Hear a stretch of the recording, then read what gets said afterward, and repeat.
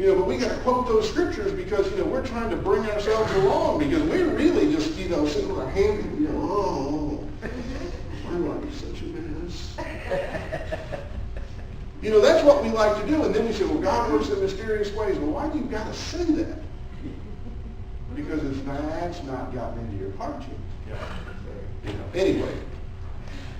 So sometimes the truth of God that's set forth in the Word does not make sense to us.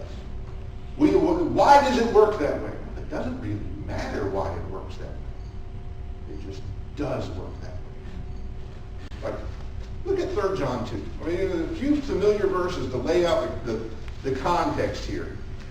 And these are verses we could probably just quote.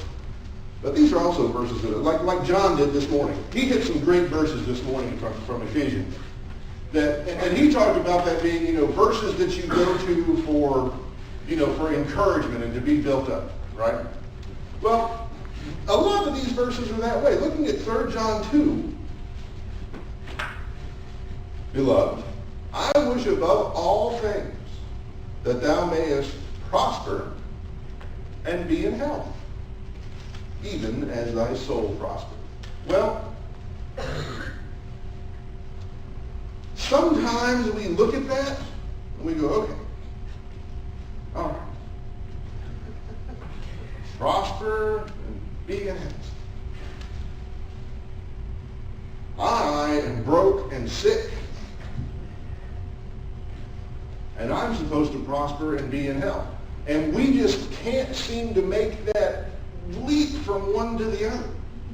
I know this is God's intention for me,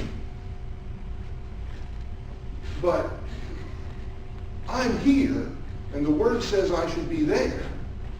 Why is it so hard for me to get from where I am to where God wants me to be? Why is that such a struggle?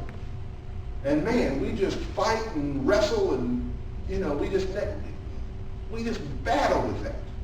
How do I get from here to there? Well, why the Word is written the way it's written answers those questions. Because we taught you guys, God had a purpose for what he said.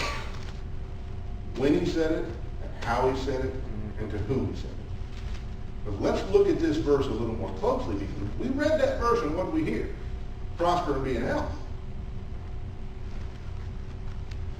Beloved, I wish above all things that thou mayest prosper and be in health. God had a purpose for what he said, how he said it, when he said it, to whom he said it. How he said it. What words did he use here? The key word in this whole thing is the third word. Desire. I want you to prosper and be in health. So that thou mayest is not shall. It doesn't say so that thou shalt prosper and be in health. It does not say, beloved, my greatest desire is for you to prosper and be in health, so you will prosper and be in health. That's not what that says. No.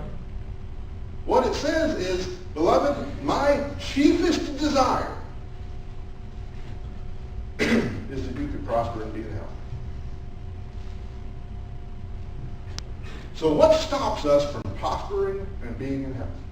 2 things. 3 things. 3 things. I want to leave out a little, I want to leave out the biggie. But there's 3 things that stops us from prospering and being in health. The first one is, Adam nature. Got to deal with that.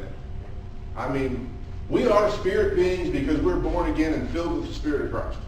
Okay? But what's the Spirit housed within? Sinful flesh.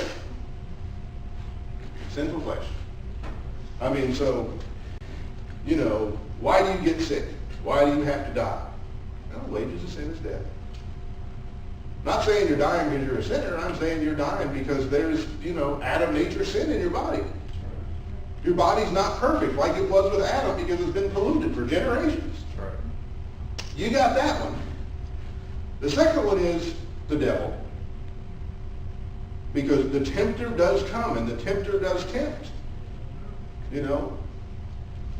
Parable of the sower. Jesus sets that out. The sower goeth forth and soweth good seed, and at night an enemy came and sowed tares among the wheat. Right. But what did the sower do wrong? Nothing. That's right. Devil's going to come and attack. And the third one is, we ourselves. We do just trip up our own success a lot. We do, and imagine for a minute you being the devil. In a lot of our lives, you would do this. I'm really going to get David. No, he already did it. How are you doing it? Right. Think about it. Yeah. Think about the people you know and the problems in their lives. Okay? There's a great deal of things that happen in our lives that are not our fault. Right. There's a great deal of things in our lives that ain't nobody's fault but ours. That's right. Think about the people you know or yourself if you feel like being introspective in the morning. Look at the people you know and the problems they've got. And seriously, we do this. We look at our friends and go, I cannot believe they did that. Don't we? I wish above all things that thou mayest prosper and be in health. Well, that's the wish of God. We just got to, get there. But that's what God wants for us. God doesn't want to push us back. In John 10:10, another familiar verse. I got to hurry through these to get to the point of this. John 10:10. The thief, read the adversary, the thief cometh not but for to steal and to kill and to destroy. I am come that they might, ooh, there's that again. Dang it. Well, put that might right in there, didn't he? That thou might have life, or that they might have life, and that they might have it more abundantly. Again, guys, we quote this verse so out of context. Jesus came tonight to, have life and have it more than abundant life. Right here. Okay. Jesus came that we can have the more than abundant life. And we got the plan for the more abundant life right here. I know that I fall short in some of these places. Some of this instruction stuff, we fall short in it. The plan is here. How well are we executing our plan? That's right.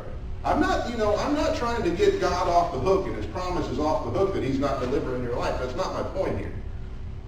And I know it sounds like that's where I'm headed, but I'm really not. Promise. Now, to show you what I mean, go to Genesis 12.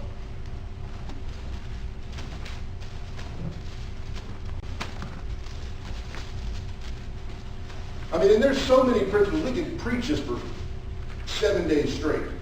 Because there's so many principles laid out.